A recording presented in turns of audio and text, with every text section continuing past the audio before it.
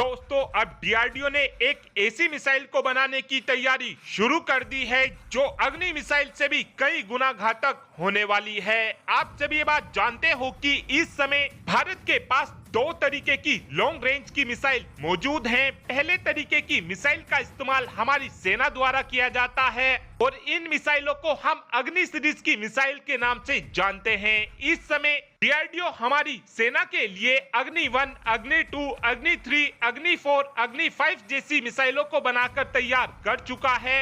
इस समय जो हमारे पास दूसरे तरीके की लॉन्ग रेंज की मिसाइल मौजूद हैं, उन मिसाइलों का इस्तेमाल हमारी नौसेना द्वारा किया जाता है और जिन मिसाइलों का इस्तेमाल हमारी नौसेना की तरफ से किया जाता है, उन मिसाइलों को हम के सीरीज की मिसाइल के नाम से जानते हैं। इस समय K-15 मिसाइल वो मिसाइल है जिसका इस्तेमाल हमारी नौसेना द्वारा किया जाता है और इस K-15 मिसाइल की रेंज 750 किलोमीटर से 1500 किलोमीटर के बीच है।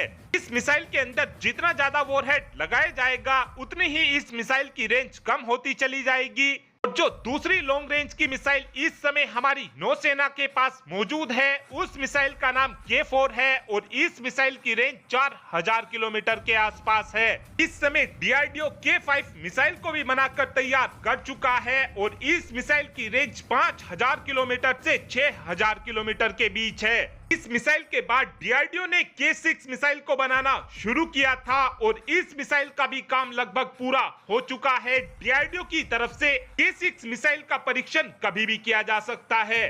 K6 मिसाइल की रेंज 8000 किलोमीटर के आसपास होने वाली है। इस मिसाइल की मदद से हम पूरे चाइना और ज्यादातर यूरोप के हर एक हिस्से पर हमला हम इस मिसाइल की मदद से कर सकेंगे। जो हमारी ये K6 मिसाइल होने वाली है, ये हमारी अग्नि 5 मिसाइल से भी रेंज के मामले में घातक होने वाली है और इस मिसाइल के अंदर भी डीआरडीओ की तरफ से MIRV यानी कि multiple independent re entry vehicle का इस्तेमाल किया जाएगा।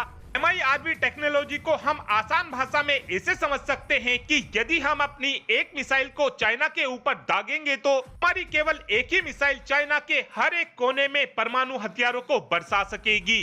लेकिन अभी डीआरडीओ यहीं पर नहीं रुकने वाला है, क्योंकि डीआरडीओ की तरफ से बताया गया है कि हम K7 और K8 मिसाइल को भी बनाएंगे और उम्मीद इस बात की जा रही है कि जिस समय डीआरडीओ की तरफ से K6 मिसाइल का परीक्षण कर लिया जाएगा, उसके तुरंत बाद ही डीआरडीओ की तरफ से K7 मिसाइल को बनाना शुरू कर दिया जाएगा।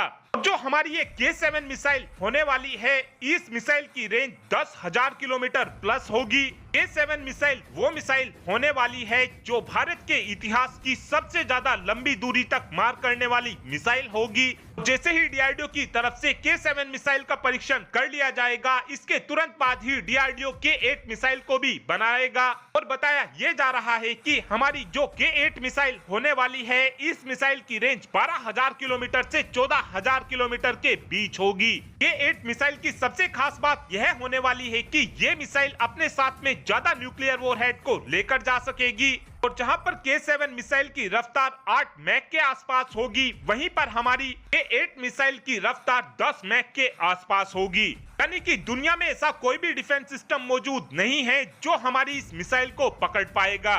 लेकिन आप इन मिसाइलों की रेंज को 3 से 4,000 किलोमीटर और ज्यादा बढ़ाकर चलना, ऐसा मैं इसलिए बोल रहा हूं क्योंकि इन मिसाइलों को हम अपनी पनडुब्बियों में लगाएंगे और आप सभी ये बात जानते ही हो कि पनडुब्बी ऐसा साइलेंट किलर होती हैं जिनको हम दुश्मन देश के पास में ले जाकर अपनी मिसाइलों को लॉन्च कर सकते हैं। इस बात को आप और ज्यादा आसान भाषा में ऐसे समझ सकते हैं कि अगर कोई देश हमारी इस मिसाइल की रेंज में नहीं आएगा तो हम अपनी परमाणु पनडुब्बियों को उस देश के पास में लेकर जाएंगे। जैसे ही वो देश हमारी मिसाइल की रेडार में आ जाएगा, उसके तुरंत बाद ही इस मिसाइल को लॉन्च कर दिया जाएगा। K7 और K8 मिसाइल के आ जाने के बाद भारत दुनिया के हर एक इंच जमीन पर हमला करने में सक्षम हो जाएगा। और अब आप ही कमेंट कर बता सकते हैं कि हमारी नौसेना के पास कितनी संख्या में K7 मिसाइल होनी चाहिए। इस बात का आंसर आप कमेंट बॉक्स में दे सकते हैं। Thanks for watching this video. Have a good day.